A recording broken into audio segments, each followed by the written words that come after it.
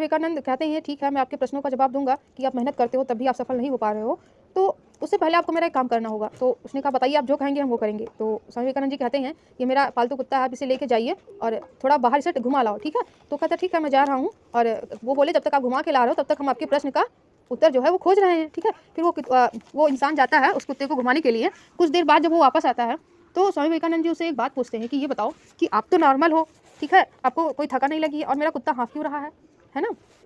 तो स्वामी विवेकानंद ने कहा कि बाबा देखिए ये कुत्ता जो है ये इधर उधर भाग रहा था और हम अपने रास्ते पर जा रहे थे, तो इसलिए ये थक गया है और हम नहीं थके हैं, क्योंकि ये जिधर कुछ देखता था उधर ही भाग जाता था, जिधर इसका मन होता था उधर ही ये चला जाता था और हम सीधे अपने रास्ते पे जा रहे थे। यही कारण है कि कुत्ता हाँफ रहा है और हम नहीं हाँफ रहे हैं। स्वामी विवेकानंद ने क्या कहा, यही है आपके प्रश्न का उत्तर, है ना। यानी कि जैसे वो कुत्ता इधर उधर भटक रहा था वैसे ही तुम भी भटक रहे हो, तुम्हारा मन भटक रहा है। जैसे आपको डॉक्टर बनना है, ठीक है, तो कभी आपका मन क्या करेगा हम पुलिस बन जाए, कभी आपका मन क्या करेगा सफाई कर्मी बन जाए, कभी आपका मन करेगा हम कुछ बन जाए, है ना। कभी आपका मन करेगा जब पढ़ने का टाइम हो रहा है चलो खेल आए, कभी मन करेगा मम्मी का काम कर ले, ना। ढेर सारे ऐसे, ये क्या है आपका भटकन है या आपका ऐसे आपके लक्ष्य से आपको भुलवाने वाला क्या है रास्ता है। लेकिन आपको करना क्या है, उसमें से एक चीज़ आपको चुनना है, आपको बनना क्या है, आपका ध्यान सिर्फ वही होना चाहिए। जैसे मान लो आप लोग इकोना के लिए जा रहे हो, ठीक है, रास्ते में आप लोग सड़क पे पहुंचे, है ना, तो इधर कटरा जाने का भी रास्ता है, इकोना जाने का रास्ता भी है, खरगोरा गणेश जाने का रास्ता है, वापस आने का रास्ता है, ढेर सारा रास्ता है ना। लेकिन अगर वहीं कुछ लोग होते हैं चलो ठीक है इकोना जाए कटरा चल के घुमाते हैं, कटरा गए चलो बलरामपुर घुमाएं, है ना, या इकोना गया तो बहराइच, आपको जाना कहाँ था वाकई में आप भूल गए, है ना, आपको कहाँ जाना था, इकोना जाना था। तो आप लोग जब भूल गए तो अपने लक्ष्य तक कभी नहीं पहुंचोगे, इधर उधर भटकते रह जाओगे। इसलिए अपने माइंड में हमेशा ये सेट करके रखो कि हमें कहाँ जाना है, अर्थात हमें करना क्या है, हमें कौन सी नौकरी करनी है, हमें काम क्या करना है। एक सब लोग क्या कहते हैं टाइम टेबल, है ना, हर एक टाइम बनाओ, इस टाइम में हमें क्या करना है, अगर पढ़ना है तो पढ़ना ही है, अगर खेलने जाना है तो खेलना ही खेलना है, अगर मम्मी की हेल्प करना है तो उनका हेल्प ही करना है ना कि काम के टाइम आप पढ़ाई कर रहे हो, पढ़ाई के टाइम आप खेल रहे हो, ये गलत बात है। यही क्या है, जिस दिन आप अपने मन पे विजय प्राप्त कर लिए, ठीक है, उस दिन आप सब कुछ पा सकते हो और अपनी दिनचर्या को, अपने जीवन शैली को बहुत अच्छे से क्या कर सकते हो, निर्वाह कर सकते हो और हर एक लक्ष्य को प्राप्त कर सकते हो। जो भी बनना चाहते हो वो बन जाओगे और आपकी फैमिली भी आपसे खुश हो जाएगी। आपको ये चीज़ स्वामी विवेकानंद सिखा रहे हैं ना, तो कितनी बड़ी योगदान है उनकी, बहुत बड़ी योगदान है। कितना सही बात और कितना आसान बात उन्होंने कह दिया कि सबसे बड़ा दुश्मन आपका कौन है, आपका मन है, आप उस पर विजय प्राप्त करिए, आप उससे लड़िए, ठीक है। तो एक तो कहानी हो गई। और एक बार की बात है कि विदेश में शिकागो, है ना, शिकागो का आप लोग नाम सुने हो।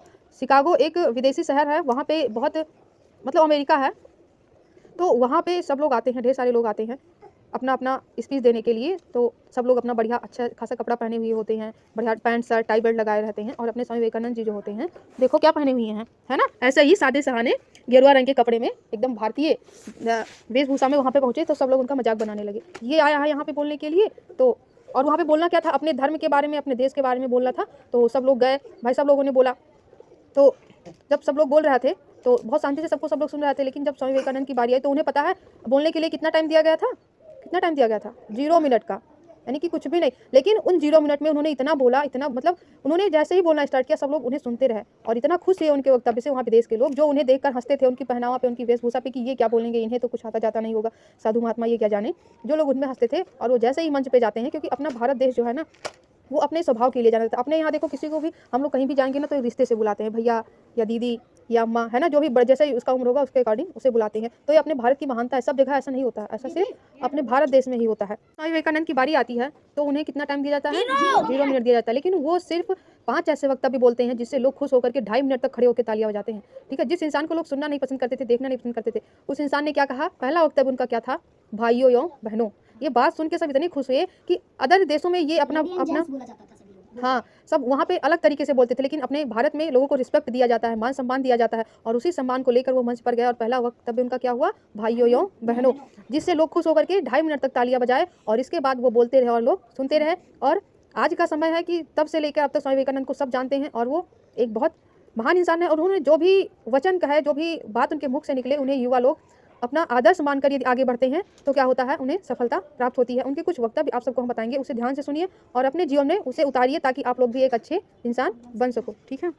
चलिए हम आप सबको बताते हैं स्वामी विवेकानंद के द्वारा बोले गए कुछ वाक्यों को, जिसे आप लोग ध्यान से सुनेंगे तो आपके आने वाले कल में वो बहुत काम आएगा। उन्होंने उन्होंने क्या वाक्य कहा, उन्होंने कहा खुद को कमजोर समझना सबसे बड़ा पाप है। सबसे बड़ा पाप क्या है, खुद को कमजोर समझना, ठीक है। इस बात पर आप लोग विचार करिए कि कितनी बड़ी बात उन्होंने की, खुद को कमजोर। जैसे आप लोग फिर वही मन की बात आ रही है, जैसे आप लोग कोई काम करने जा रहे हो, है ना, अभी हम किसी से कहते हैं कि आप लोग आके यहाँ पे स्वामी विवेकानंद के बारे में बोलो, है ना, तो आपका मन क्या करेगा, आपको रोकेगा नहीं, अभी जाएंगे तो कुछ बोल नहीं पाएंगे, लोग हंसेंगे, है ना।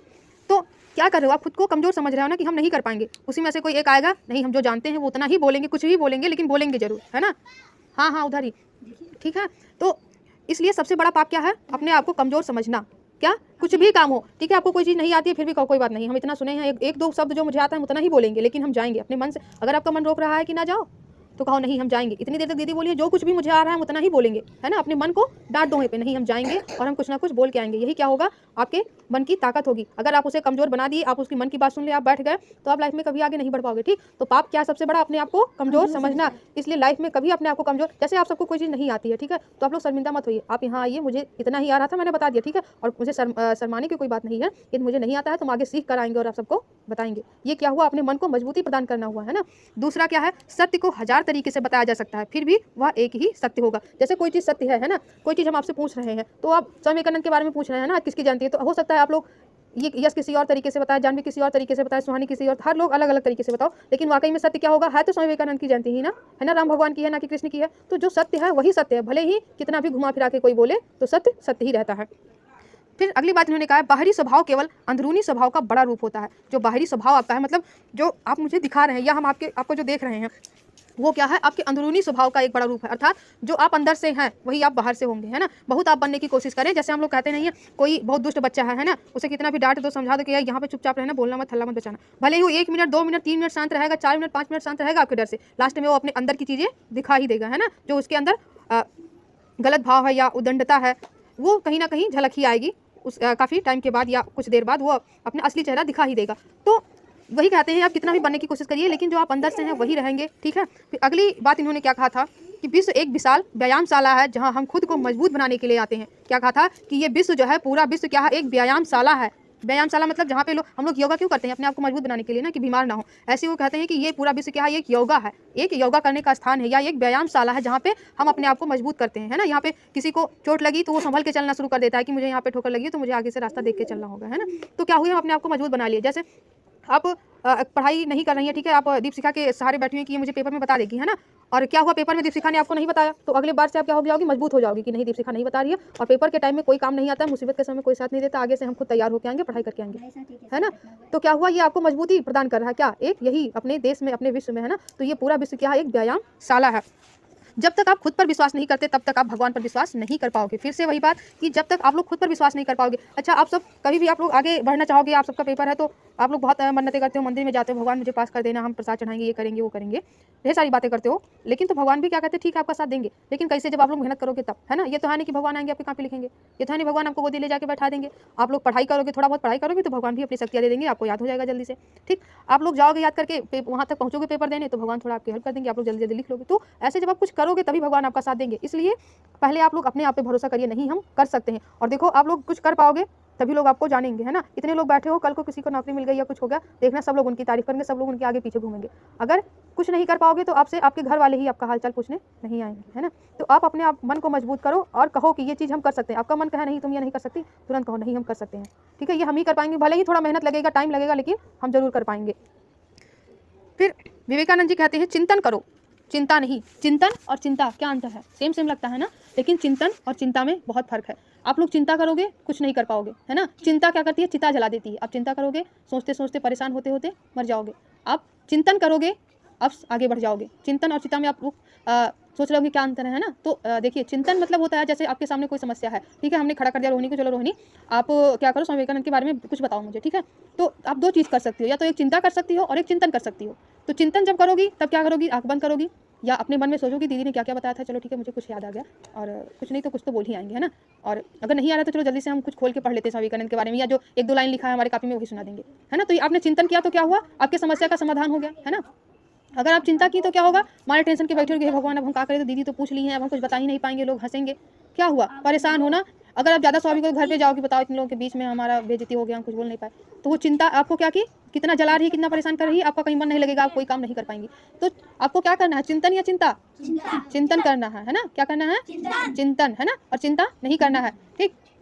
फिर हम जो बोते हैं वो काटते हैं, हम स्वयं अपने भाग्य के निर्माता होते हैं। सब कहते हैं ना कि जैसा आप कर्म करोगे वैसा फल पाओगे, है ना। तो आप अगर आप लोग धान की बुआई कर रहे हो तो आप सोचो कि इसमें गेहूं का फल आ जाए, है ना, या गन्ना आ जाए, तो आएगा नहीं, आएगा। गेहूं बोए तो गेहूं आएगा ना। ऐसे ही आप लोग बुरे कर्म करोगे तो सोचोगे अच्छा हो हमारे साथ, नहीं होगा, और बुरा ही होगा। अगर आप लोग अच्छा करते हो सकता है आपके साथ, सब कहते हैं जो अच्छा करते हैं उनके साथ भी बुरा होता है, तो हो सकता है वो आपके पिछले आप लोग उसके बारे में सुने होंगे, पता नहीं, मुझे याद नहीं आ रहा है। एक कोई अपना धार्मिक ग्रंथ गरुड़ पुराण, हाँ गरुड़ पुराण सब लोग कहते हैं ना कि उसे मरने के बाद सुनना चाहिए, लेकिन उसे एक बार ज़रूर उसे सुन लेना चाहिए। उससे क्या होता है, गरुड़ पुराण ही है,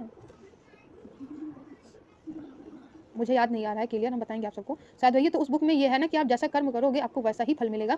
और उसमें हमने ये देखा था कि जैसे आपने 10 काम अच्छे किए हैं, ठीक है, 5 काम आप बुरे किए हैं, तो सब लोग कहते हैं कि ढेर सारे गंदे काम कर लो, फिर भागवत सुन लो, कथा सुन लो, और वो हमारे माफ़ हो जाएंगे, है ना, सब लोग कहते हैं ना, लेकिन माफ़ नहीं होते हैं। जैसे आपके पास समझ लीजिए 2 गुल्लक है ना, ऐसे भगवान के पास 2 गुल्लक होते हैं, एक में आपके अच्छे कर्म रख देते हैं और एक में आपके बुरे कर्म रख देते हैं, ठीक। अब वो जब आप लोग जब भगवान के पास जाएंगे तो पूछेंगे आपको बुरा वाला कर्म पहले चाहिए, अच्छा वाला, भुगतना आपको दोनों है ना, बराबर ही। बस यही, अगर आप बुरा वाला कर्म कम किए होंगे तो आज जल्दी से आपका वो खत्म हो जाएगा, आप ढेर सारे अच्छे वाले फल भोगेंगे। अगर आप लोग बुरे वाले कर्म ज़्यादा किए हो तो अच्छे वाले कर्म जल्दी से भोग, बुरे वाले कर्म भोग, कारण मतलब आपको आपने जैसा कर्म किया है उसका फल आपको वैसा ही मिलेगा। तो ये आप पे निर्भर करता है आप कैसा कर्म कर रहे हो। तो वही कहे हैं कि आप जैसा कर्म करोगे वैसा ही फल काटोगे, है ना। फिर देखो, उठो जागो और तब तक नहीं रुको जब तक लक्ष्य प्राप्त नहीं हो जाता। आप लोग अपने लक्ष्य को अभी से अगर अपने आदत में डाल रहे हैं, रूटीन से, सबसे बड़ा टाइम पता है अनुशासन। अनुशासन मतलब समझ रहे हैं ना, अनुशासन क्या है। जैसे मम्मी पापा का अनुशासन नहीं कि डर से हम किताब उठा के पढ़ लें, अपने आप को जब स्वयं अनुशासित रखोगे तभी आप लाइफ में कुछ कर पाओगे। वही अनुशासन मतलब अपने मन पर अनुशासन, अपने मन पर काबू, है ना। जैसे आप लोग एक टाइम टेबल बना लीजिए, इतने टाइम मुझे उठना है, इतने टाइम मुझे पढ़ना है, 2 घंटा डेली पढ़ना है। उस टाइम अगर आपका मन कर रहा है सुबह आप 4 से 7 आप पढ़ने का आपका मन कर रहा है, जैसे कि हमारा है, बहुत मुश्किल होता है अपने मन पर विजय करना, बहुत बहुत मुश्किल काम है, ठीक है। सबसे इसीलिए तो स्वामी विवेकानंद कहे हैं कि मन पर अगर आप विजय प्राप्त कर लिए तो लक्ष्य को आप जरूर पाओगे, ठीक है। उस टाइम सुबह हम सबका डेली हम लोग कहते हैं 4 बजे उठेंगे, 4 बजता है तो क्या कहते हैं थोड़ा और सो लें, है ना, बाद में पढ़ लेंगे। तो आपका मन क्या है, आपका दुश्मन ही तो है, आपको सही काम करने से आपको रोक रहा है। तो उस टाइम तुरंत आप अपने मन को डांटिए नहीं, हम चलो ठीक है। और ऐसे नहीं प्यार से, मन आपको उल्लू बनाता है ना, आपका मन ऐसे नहीं कहेगा कि सो जाओ, आपका मन कहेगा अभी सो जाओ, कुछ देर बाद उठकर हम पढ़ लेंगे। आपका मन आपको उल्लू बना रहा है ना। ये कभी कहता है कि नहीं हम जा रहे हैं सोने, अब कभी मत पढ़ना, कभी कहता है जब 4 बजे आप उठेंगे तो आपका मन यही कहेगा कि चलो ठीक है अभी सो जाओ बाद में पढ़ लेंगे, तो आपको उल्लू बना रहा है ना। फिर बाद होगा तो कहेगा अभी नहीं बाद में पढ़ना। तो आप लोग क्या करो, अपने मन को उल्लू बनाओ। कैसे, जब आपका मन कहे कि अभी नहीं बाद में, तो अपने मन से कहो सुनो आप ना अभी पढ़ाई कर लो, इसके बाद में हम लोग खेलते हैं, है ना। मन को उल्टा बताओ, अभी पढ़ाई कर लेते हैं 4 से 7, इसके बाद में हम लोग चलेंगे खेल लेंगे। तो आप लोग क्या करो, मन को उल्लू बनाना शुरू कर दो, है ना। तो मन आपका समझ जाएगा कि ये मेरी चालाकियां समझ रहा है, अब हमें इसकी बातें नहीं सुननी है। तो धीरे धीरे आप लोग अपने आप को अनुशासित रखने लगेंगे। फिर एक समय में एक काम करो और ऐसा करते समय अपनी पूरी आत्मा उसमें डाल दो और बाकी सब कुछ भूल जाओ। जब आप जो काम करो, जैसे आप पढ़ाई कर रहे हो ना, मैंने कहा जब पढ़ाई करो तो पढ़ाई ही करो, खेलो तब खेलो ही, तभी आप खेल का आनंद ले पाओगे। जैसे आप लोग खेलते खेलते कहो हम पढ़ाई कर ले, तो क्या होगा ना, आप खेल ही पाओगे ना पढ़ाई कर पाओगे, है ना। सब लोग, बहुत लोग सोचते हैं आप काम करते करते पढ़ लें, लेकिन उतने अच्छे से नहीं पढ़ाई हो पाती है जितना आप एक काम एक टाइम में करेंगे। फिर देखो, पहले क्या होता है, अगर आप लोग अच्छा काम करेंगे तो पहले क्या करेंगे, सब लोग मजाक करेंगे, बनाएंगे ना आपका। जैसे कोई इंसान आ जाए कुछ अच्छा बोलने लगे और कपड़ा, जैसे आजकल हम लोग ना किसी को किस इंसान को महान समझते हैं, जैसे जो मतलब अच्छे से पहने ओढ़े हो, है ना, देखने में खूब स्टाइलिश हो एक आदमी, और एक आदमी थोड़ा गंदा कपड़ा पहने हो, तो आप लोग किसे ज़्यादा सुनना पसंद करोगे, गंदे कपड़े वाले को। नहीं, वास्तविकता आप बता दिए तो, लेकिन अधिकतर लोग क्या करेंगे, जो ज़्यादा पहने ओढ़े एकदम से अच्छे से बैठा होगा, भले ही वो आपको उल्टी सीधी बातें बताए, लेकिन सुनोगे आप बहुत ध्यान से। लेकिन एक अच्छा इंसान जो है, भले ही वो गंदे कपड़े, लेकिन जब वो आपको बोलेगा समझाएगा ना, तब आप उसकी कीमत समझोगे। तो क्या करोगे, पहले सबसे पहले क्या करेंगे लोग, ये नहीं देखेंगे कि चलो ये हो सकता है गंदा कपड़ा पहने हो, लेकिन जानकारी पता नहीं इसे भी वो कुछ अच्छी बातें बता दे, पहुँचते क्या करेंगे लोग, उसका मजाक बना लेंगे, है ना। भले ही बाद में स्वामी विवेकानंद के जैसे स्वामी विवेकानंद जब पहुंचे थे सब लोग उनका मजाक बना लिए थे, है ना। फिर सबसे अच्छा भाषण किसने दिया था, स्वामी विवेकानंद ने ही दिया था, ठीक। उसी प्रकार से सब लोग पहले अच्छाई का मजाक बनाते हैं, फिर उसका विरोध करते हैं। पहले ही मजाक बना लेंगे, कहेंगे इसे तो कुछ नहीं आता, हटाओ इसे, ना बोलने तो टाइम बर्बाद करेगा ये वो, है ना, दुनिया का सुनाएंगे। फिर बाद में जब वो उसकी बातें लोग सुनेंगे कि हाँ ये तो बहुत अच्छी बात बता रहा है, तब लोग उसकी बातें मानने लगेंगे। इसलिए कोई आपका मजाक बना रहा है, कोई बात नहीं, ध्यान ही ना दो, है ना। कोई आपका विरोध कर रहा है, ध्यान ही मत दो, आप अपने काम पे लगे रहो, और जिस दिन आप सफल हो जाओगे उस दिन सब लोग आपकी तारीफ करेंगे। एक अच्छे चरित्र का निर्माण हजारों बार ठोकर खाने के बाद ही होता है। एक अच्छा इंसान कब बन पाएगा, ठीक है। जैसे क्या हुआ कि एक बार आप मतलब कोई गलत इंसान है ना, एक बार आप समझाए, हो सकता है ना समझे, 2 बार समझाया, हो सकता है ना समझे, 3 बार समझाया, हो सकता है ना समझे, है ना। जैसे कोई मान लो सीधे रास्ते पे जा रहा हो और आगे खाई है ना, आप क्या करो, ना जाओ वरना उधर खाई है आप गिर जाओगे, ठीक है। हो सकता है ना माने, वो जा रहा हो, 2 बार कहे ना माने, हो सकता है जा रहा हो, तीसरी बार वो जाएगा और उस खाई में जब गिर जाएगा तो उसे एहसास होगा, है ना, कि देखो भाई हम उसकी बात नहीं माने और हम खाई में गिर गए, ठीक। अगर तब आप उसके बाद उसे बचा लिए तो लाइफ में क्या करेगा, आपकी हर एक बात सुनेगा, है ना, और एक अच्छा इंसान बन जाएगा।